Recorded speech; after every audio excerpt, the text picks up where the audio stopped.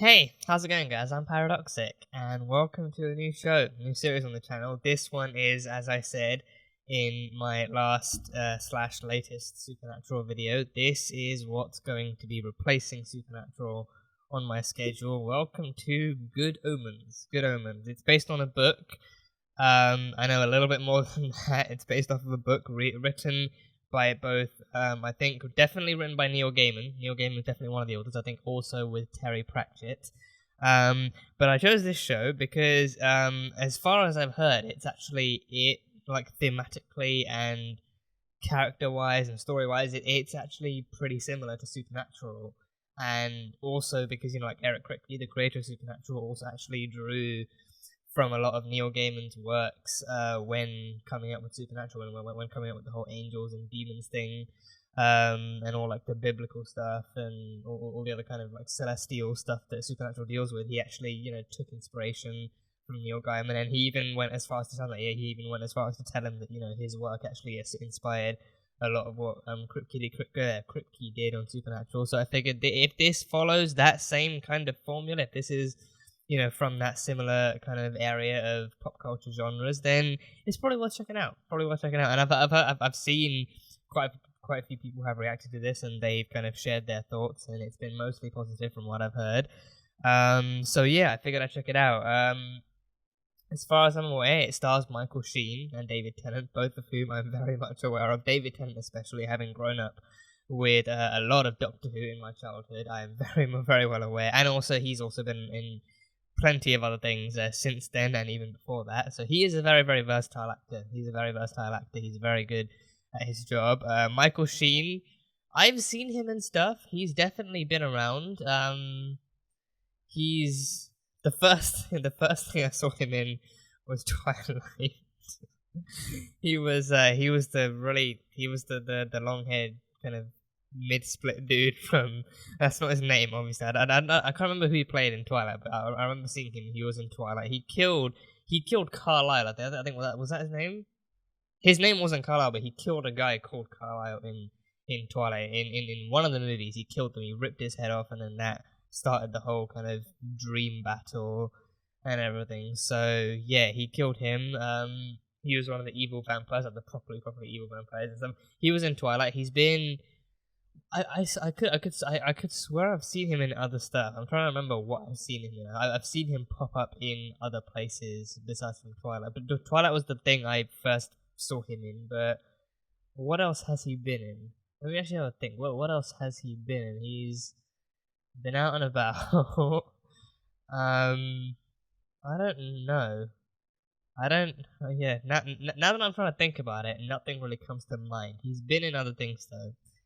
He was on Great British Bake Off. I remember seeing him with Jamila Jamil on British Bake Off, and most recently more recently, it wasn't in the show, but more recently I actually saw the live streamed Zoom call he had with Misha Collins. Him and Misha actually did their own little kind of Zoom call where they got together and talked about stuff, and he even cosplayed as Castiel. Which was really, really great to see.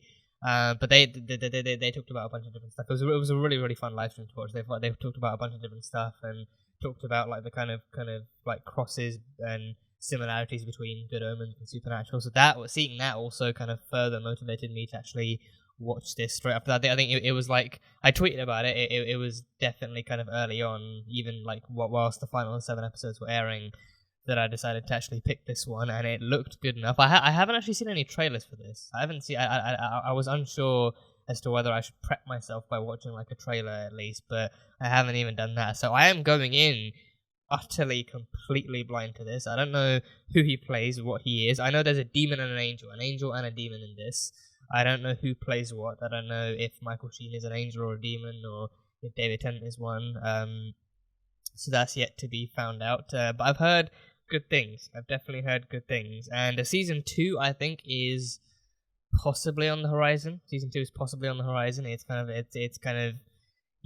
definitely up in the clouds somewhere, waiting to be confirmed. But yeah, Good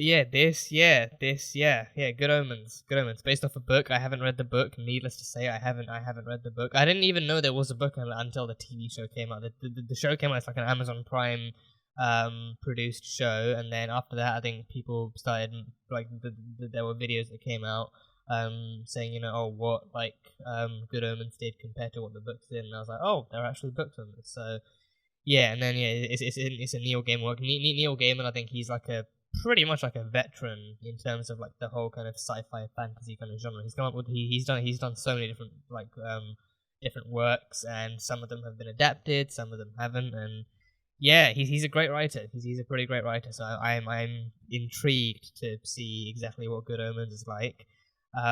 So yeah, and like the hunter in me is kind of eager to see what similarities this has to Supernatural, and what actually helps me engage and relate to Good Omens that much more. So yeah, this is it. So Good Omens. This will be the pilot episode coming up. So yeah, and as always, this is going to be the highlight reel. So if you guys want to catch the full-length reaction, then that will be over on Patreon, along with early access. You can catch the second episode's reaction right now, pretty much right now. If you're pledged to early access on Patreon, then you can catch the second episode's reaction before it actually comes out publicly on YouTube. So, hot tip.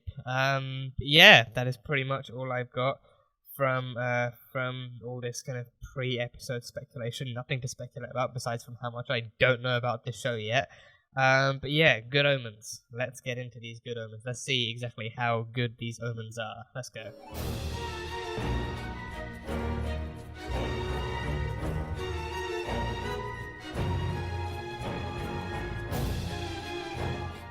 Okay, I'll admit that was an interesting opening. For the episode. I think okay, from the baby scene onwards, from the handoff of the baby scene onwards, I was confused as to which baby was which one and which parent was getting which baby and stuff. And it seemed, I think, it seemed pretty cemented right up until the end, even to the end, like when Aziraphale and Crowley even realized that, you know, they were looking after the wrong boy the entire time. They were looking after the wrong kid the entire time, and the other one was somewhere in the UK, I think in Swindon. I think his parents were from, so he's probably somewhere there, playing in the forest with his friends. So yeah, but yeah, so it was a funny introduction. It was a very funny introduction of God. God is narrating this entire show, which I love. I love that God is narrating the entire show. And yeah, apparently the Earth was created at 9:13 a.m. I think on a Wednesday. It said on a Wednesday or a Monday. It was created at 9:13 a.m. So God set their alarm clock for 9:13 a.m. God set their alarm clock for 9:13 a.m. Just at 9 a.m. I don't know. They set their alarm clock for some point in time just to actually create everything. Probably create everything and then create the Earth. And also the Earth is a Libra. An entire planet. A planet itself, like the planetary body itself, not the useless humans upon it, but the actual planetary body itself is a Libra. These little tidbits of pop culture trivia is what I come here for. It's what I come to shows like this for. So yeah, that is great. And then yeah, David Tennant and Michael Sheen, I love them already. They are such a great pairing. They're such a great pairing as both actors and characters. And David Tennant is the demon Crowley. Well, yeah, okay, first he said his name was Crawley, then the subtitles said Crowley, and then other characters started calling him Crowley, as in like crows, like black crows. So given my already kind of pre-installed kind of familiarity with, you know, the character Crowley from Supernatural, played by the lovely Mark Sheppard, I'm just gonna call him Crowley. But he is Crowley. He's also the snake. He's also the snake from the Garden of Eden that kind of tempted Eve with eating the apple. We had a lovely Adam and Eve scene of both Eve and Adam taking an apple from the tree and eating it, and then they were given Aziraphale's flaming sword and sent off into the desert, where they then battled lions and they procreated and they started off the lovely human race as we know it today. So yeah, so Aziraphale and Crowley. Aziraphale and and Crowley. Yeah, again, they're an amazing pairing. They're an amazing pairing. I love seeing them. They just like they have such good chemistry. They have like right off the bat, they have really great chemistry, and I think that it's definitely most likely like a testament to how good Michael Sheen and David Tennant are working together. So they have that like Aziraphale has that kind of attitude about him. He's the kind of he's almost like the Castiel. I feel like he's almost like the Castiel in the series. Like he wants to do good, but you know he wants to this one actually wants to actually follow heaven's orders. Wants to actually do good by heaven. Wants to actually do good by God and everything. But Aziraphale, he definitely has.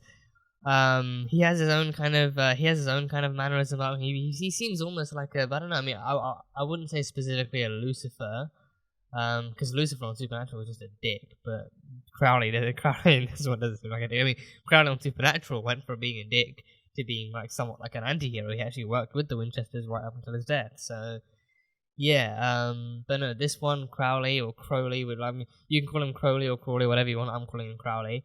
Yeah, he just I'm confused as to why he would want to stop the apocalypse, because the apocalypse would literally mean hell on earth, and that would likely aid kind of apparently there's like still the kind of war going on between hell and heaven, like Aziraphale was so confident that heaven would win and they would prevail and everything. So I'm curious as to why Crowley himself actually wants to prevent the Armageddon from happening at all. Maybe he just wants to like maintain that kind of balance. Like you've got heaven and hell, and slap bang in the middle you've got earth. So you don't need hell on earth. You just need earth and then hell and heaven and all that kind of stuff. I don't know, but I mean, I don't know if they actually mentioned many of his motivations, but he just like he spent most of the episode actually trying to convince Aziraphale to help him prevent the apocalypse.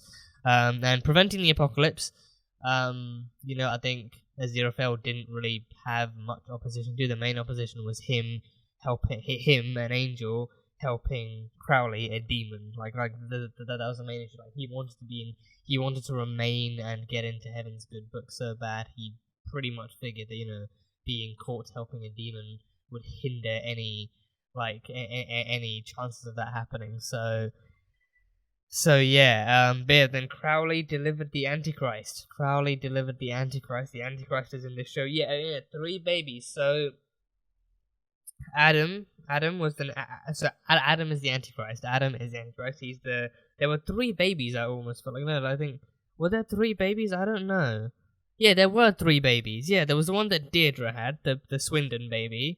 Then there was the Dowling baby, the one belonging to Nick Offerman. He was all the way in America, and his wife was in the UK, having her baby. So that was the second one, and then the one that Crowley handed off, that was the 3rd baby. Yes, so 3 babies, and I thought, oh, maybe they'd be color coded, or at least the baby the Antichrist baby that Crowley handed off would be color coded. And I figured, okay, it's the devil child, so might go with actual familiarity and wrap it up in a red blanket. I figured the red blanket one would be the Antichrist, and I'm assuming I was still right, but I just couldn't see much of red in those final kind of cuts, those final scenes. I just couldn't tell which one the sister was actually pointing to when showing the father, the husband of Deirdre, the baby. So that had me all kinds of confused. I'm probably gonna have to go back and actually watch through that scene again to see what the fuck was going on.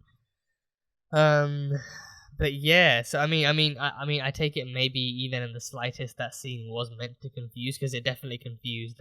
It definitely kind of led Aziraphale and Crowley down the wrong path. Like they ended, for years they ended up looking after the wrong kid and stuff, and that's why they realized that the Hellhound isn't here. I mean, the kid gets a Hellhound. It doesn't seem that far fetched. It sounds actually fairly believable. The Antichrist would obviously get a Hellhound for his birthday, and then of course once he names the Hellhound, that's when his powers come into play, and that's when Armageddon starts. And it all depends, all the years prior are what kind of factor into whether or not he turns evil or good on his actual birthday, or on the day he gets the Hellhound and everything. So yeah, Yeah, but I mean, the whole heaven and hell stuff, I feel like it's fairly well established in this first episode alone. Like, the demons are very, very obviously the ones who want the Antichrist to turn evil and to actually bring about the Armageddon and again hell on earth and all that kind of stuff. Whereas the angels, I mean, we didn't really see what their opposition was to the Armageddon. Just like John Hamm is in this, he plays Gabriel. John Hamm plays Gabriel, and pardon me. He seemed fairly opposed. He seemed fairly opposed to the Armageddon, but he came along with a warning. He came along with like a warning, of the impending Armageddon, and also warned that as Crowley warned Aziraphale of Crowley's involvement because he's been involved since the beginning of time, and Aziraphale's been involved since the beginning of time. So he warned that both of them would actually have a part to play, and that they have to do their parts well. So. Yeah, but even in that heaven scene, that scene was so cool too. How it shows like Aziraphale going up there, going up the escalator to heaven, and then like Crowley literally just kind of falling into the floor like it's some kind of swimming pool, and then it's, like de-escalating down to heaven. That transition was really, really cool to see. And then hell is literally just like an underground basement of sorts, an underground giant underground basements with caged up hellhounds, and heaven. Heaven pretty much reminds me of what it looks like on Supernatural. Super industrial, like massive office like a massive office building. This one has like a giant, like rotating, possibly holographic globe and everything. It's got like a giant, much more brighter, much more kind of well lit aesthetic to it. So pretty much as I expected. I think I'm already getting familiar with the show thanks to my experiences of watching Supernatural. I already have like an idea of what to expect, like character-wise, environment-wise, and story-wise, stuff like that. I think the Antichrist on Supernatural was very, very short-lived. Not only short-lived, but never mentioned again. They brought him in, I think, for literally one episode, and then he disappeared after that. He was never so much as mentioned again. They never even mentioned his existence. I'm pretty sure he didn't die, but they never just addressed the fact that there was ever an Antichrist to begin with, and then he just plopped off. But with this one, hopefully, this one already from the opening episode alone, it seems like it's going to be a fairly kind of integral plot point to this season. So yeah, so they have to find the real Antichrist and influence him positively, assuming hoping he has already been only positively influenced. But now he has a dog. He has a hound. He has a hellhound he's a like very aptly named dog, and it's a very cute little pupper, with demon eyes, little red demon eyes and everything. So yeah, and even that kid, he seems like I think it was Adam. Adam is the Antichrist. That is a very, very kind of very beautifully ironic characteristic. Adam is the Antichrist. So yes, he seems like he hasn't really been that negatively influenced. He seems like a kind of general, kind of carefree kid. He wants to name the dog, so that it's like less effort to actually have to think of something that's dangerous and stuff. So he's fairly simple, just playing out in the forest with some friends, and they call themselves the Dems. The Dems. So yeah, I'm gonna have a super easy time pronouncing that with my stammer, so that's gonna be fun. But yeah, Warlock on the other hand, he just seems like a spoiled. Well, I don't want to say spoiled brat, but he seems like a bit of a spoiled kind of child. He has a birthday party with all the stuff. Aziraphale even kind of comes along and offers his tricks and trades in the world of magic, and the kid just couldn't give two shits. And his friends even kind of hound on him for that too. Like that one girl saying that she had all this and all that and all the other things for her birthday. And even when he was at the park, like just like dissing on the dinosaur exhibits and writing stupid shit on them. Like he grew up basically just not really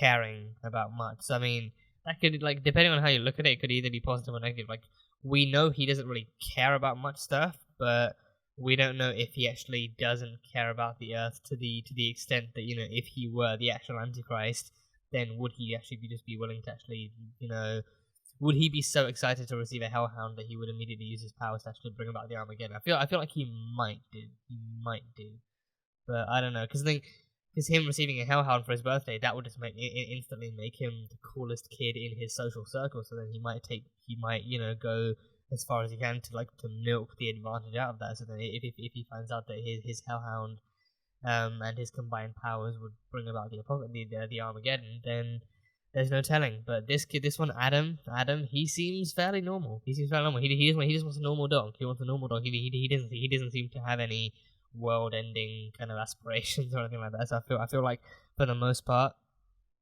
I feel like we're fairly safe on that front.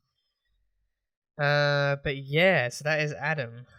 But yeah, no, I think definitely one of the things that makes me want to watch this show even more and actually look forward to more of the story and content this show has to offer is definitely that in the interactions between Aziraphale and Crowley. Like I think David Tennant and Michael Sheen themselves actually really put it off. And again, David Tennant, I don't know what it is. David Tennant playing a demon. Well, I mean, Michael Sheen playing an angel seems, he looks pretty cool. He looks pretty cool as an angel. But David Tennant, I don't know what it is. Something about David Tennant playing an angel. He just has that kind of swagger and that kind of thing. I think maybe watching him as, what's his name? The purple guy, not Thanos. That was Josh Brolin. Not Thanos. No, the purple guy in the Netflix Marvel. Kilgrave. That's it. Kilgrave. Yeah.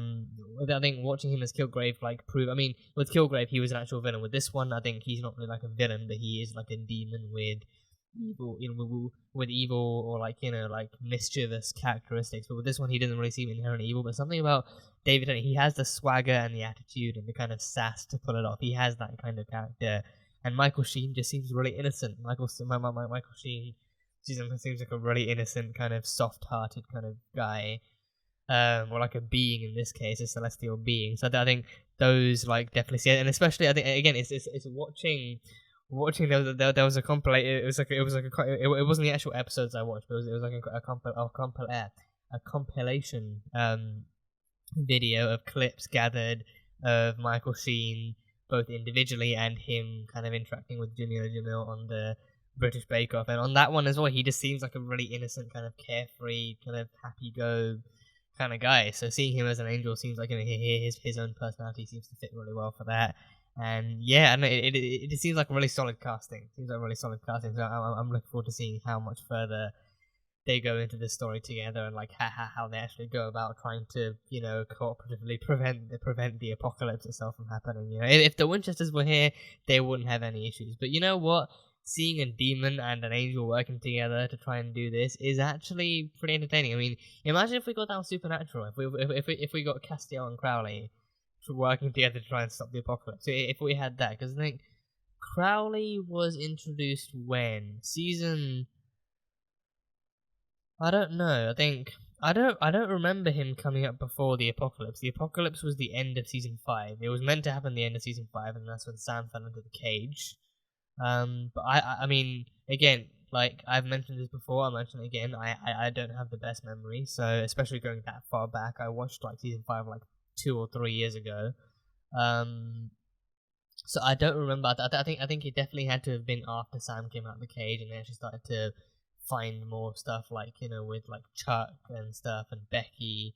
Yeah, because Becky was the one that gave them the tip. Becky actually gave them the tip off of Crowley being the one to being the key to something else. She was the one who gave the tip off. So I think that it definitely had to be after season 5. It had to be. But Sam and Dean was still young when they met him. So, but then Sam had that kind of longer hair. He was somewhat neater and not like a scruffy and chuffy. So I don't know. But yeah, no, Castiel and Crowley. They could have. I don't know if they could have. I don't know, because it wasn't until the later seasons that they started to have funnier moments and much more likewise interactions. I don't know, but yeah, Aziraphale and Crowley, I look forward to them. I look forward to seeing more of how they try, and I think next episode we'll definitely see them. I think if they can track the dog, if they can track the hellhound, then they can definitely find the boy, and then they can actually protect the actual child. And just I think most of all they can just see how the kid's actually doing, and then protect him as necessary, but also just work together to. Because then, knowing the demons of hell, they might try, if the kid's not bad enough, if the kid's not evil enough, they might try and send other influences and, not trust Crowley enough. They might try and send other demons to try and influence the boy. and then seeing more hellish and demonic activity might kind of incite Gabriel to send more angels, thinking that Aziraphale isn't doing enough, and then more and more characters and more forces will get involved, and then it'll be overwhelming. And I think that will make for a more fun season. Seeing more and more forces get involved, I think will make for a very, very kind of dramatic story, where this boy is just suddenly surrounded by angels and demons and a hellhound, and then he finds out he's the Antichrist and everything. So yeah, it'll be fun. And I love the ways in which Crowley actually tried to coax Aziraphale into actually helping him stop the apocalypse, like him mentioning all the stuff that that Aziraphale would never be able to have again, like he'd never be able to have his favorite food or his drinks, like no wine or alcohol, no more bookstores, no more music as well. He mentioned that Mozart, Beethoven, and all the Bachs, all of them are in hell. All of them are in hell. That's why hell has the best tunes. All of them are in hell, and I wonder why they're in hell. Like, what did Beethoven and Mozart do that determined their course set for hell? Because hell, I think, assuming this story, this universe still follows that same kind of pathway of, sinner equals hell and saint equals heaven. Beyond their music, I'm not really familiar with what Mozart and Beethoven and any of the Bachs did in their lives. I don't know if, Beethoven was a secret criminal or if Mozart did bad stuff, but I don't know. Whatever they did, apparently it deemed them enough to go to hell. We don't know for sure that they actually did something bad. For all we know, Crowley and all the other demons could have just enjoyed their music so much that they kidnapped them on the way to the afterlife and just dragged them down to hell. So we don't know, but apparently they're in hell. So that does kind of remind me of all those posts I keep seeing about how all the coolest people deemed sinners by society are in hell. So hell really is just a really cool place to hang out and chill with some of the coolest people from the kind of past few centuries and everything. So yeah, I don't know. That was like a little. It was like a little teaser. It was a little glimpse as to what hell's kind of human demon population is like. So yeah, it was very fun. But yeah, that is pretty much all I have written down. Doesn't help that I have a smaller notebook than usual. The notebook I use now isn't too big, so the page fills up very, very quickly. And also, with these kinds of shows where the episodes are like an hour long or like 50 minutes minimum, it's like a lot usually then happens, and then I take down more and more stuff, and it fills up the page, and I get confused as to what I've talked about and what happened. So that's gonna make all these reactions all the more fun. But yeah, no, that was great. That was a really great introduction. I really look forward to seeing more of this. And again, I think I'm already enjoying it all the more because of my kind of familiarity with supernatural and those kinds of themes and different kind of areas of pop culture interpretation of like biblical stories and biblical like figures that have already kind of influenced this stuff. So it definitely helps. So yeah, I look forward to seeing how Aziraphale and Crowley work together to find the Antichrist and stop the apocalypse. So it'll be fun. But yeah, that is it. That is pretty much all I've got for this first one. So thank you guys so much for watching this video. If you guys enjoyed it, consult and burn that like button. Comment on what you thought of this episode and what you think is going to come up next on Good Omens. Once again, the full-length reaction for this episode and the early access reaction for the next episode will both be up on Patreon, so you can go check them out over there. And yeah, that is it. So, I will see you guys next time.